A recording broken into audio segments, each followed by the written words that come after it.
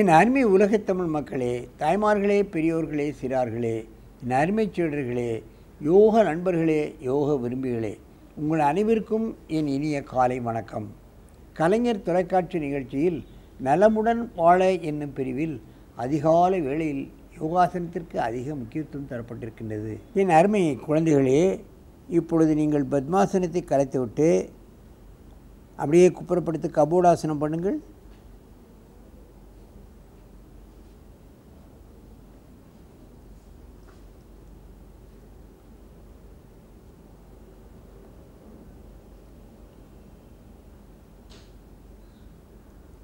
முதுகு இவ்வளவு வளைப்பது என்பது மிகவும் கடினம்.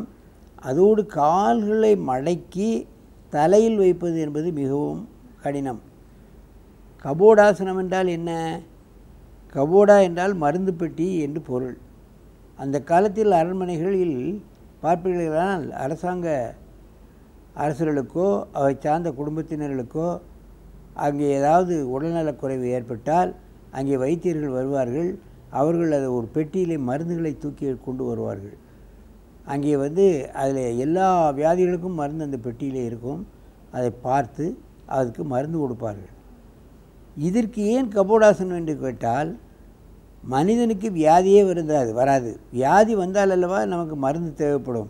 ஆகவே இந்த ஆசனத்தை நாம் அனுதினமும் பெரியவர்களும் சிறியவர்களும் முடிந்த அளவு செய்தால் நோய் என்பதே வராது, நமக்கு மருந்தும் தேவைப்படாது என்பதை தெரிந்து கொள்ள வேண்டும். மெதுவாக இந்த ஆசனத்தை கலையுங்கள். கீழே இறக்கு, அப்படியே படு.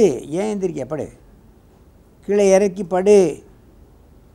நல்லா மூச்சு இழுத்துக்கோ. கையை நீட்டு. இப்பொழுது மீண்டும் இந்த ஆசனத்தை செய்யுங்கள். கபோடாசனத்தை செய். தலையை திருப்பக்கூடாது, நேரே வச்சுக்கணும். கபோடாசனம், மருந்து பெட்டி ஆசனம் என்று கூட சொல்லலாம். மெதுவாக இறக்குங்கள். இப்பொழுது இங்கே தலையை வைத்து அங்கே கால் நீட்டுங்க. அப்படியே டேர்ன் பண்ணு. இங்கே வை தலையை, அங்கே கால் நீட்டு.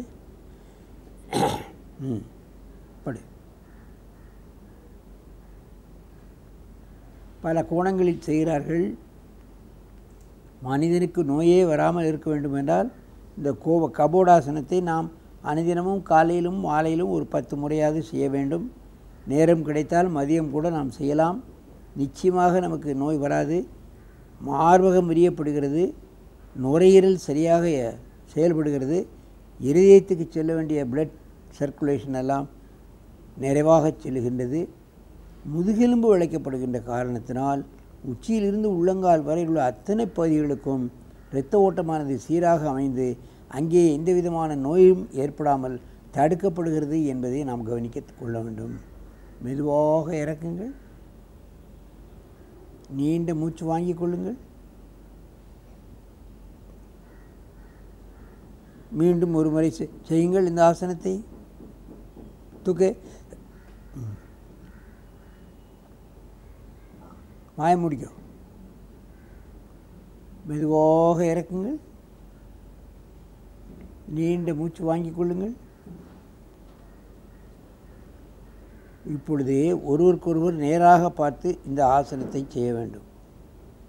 அப்படியே திரும்பிப்படு. எந்திரி. இங்கே வர. அப்படி திரும்ப.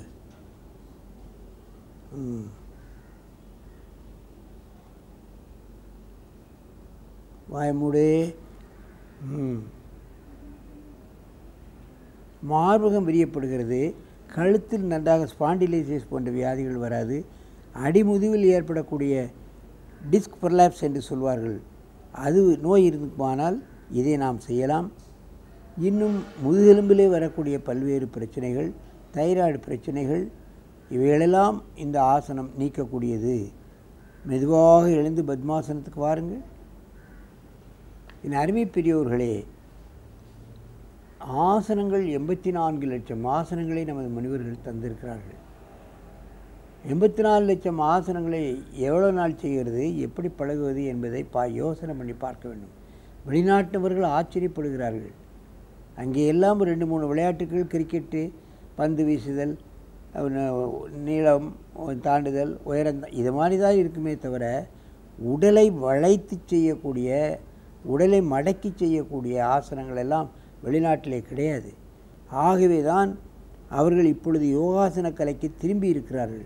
ஆகவே இதுபோன்ற ஆசனங்களை வெளிநாட்டவர்களே கை கொள்ளும் பொழுது நாம் ஏன் நாம் கலையை அனுதினமும் பழகி ஆரோக்கியமாக உடலை வைத்து கொள்ளக்கூடாது என்பதை நீங்கள் யோசனை செய்து பார்க்க வேண்டும். ஆகவே இதுபோன்ற சின்ன சின்ன ஆசனங்களை நாம் பழகி எப்பொழுதும் ஆரோக்கியமாக இருப்பதற்கு குழந்தைகளையும் வீட்டில் உள்ளவர்களையும் நாம் பழக்க வேண்டும் என்று கேட்டு உங்களிடமிருந்து விடைபெறுவது ஆசனம் ஆண்டியப்பன். வணக்கம். பெரியாரின் குருகுலம். இளமை காலத்தில் ஈரோட்டு பெரியார், காஞ்சி அண்ணா, பட்டுக்கோட்டை அழகிரி ஆகியோர் பேசும் கூட்டங்களே எனக்கு பகுத்தறிவு வகுப்பு. ஓரளவு சுயமரியாதை பாடம் கற்றிருந்தேன் எனினும் என்னை அந்த பயிற்சியில் மேலும் தெளிவு பெற்றவனாக ஆக்கிக்கொள்ள பெரியாரின் ஈரோடு குடியரசு அலுவலக குருகுல வாசம் மிகவும் பயன்பட்டது என்பதில் இருவேறு கருத்துக்கே இடம் கிடையாது.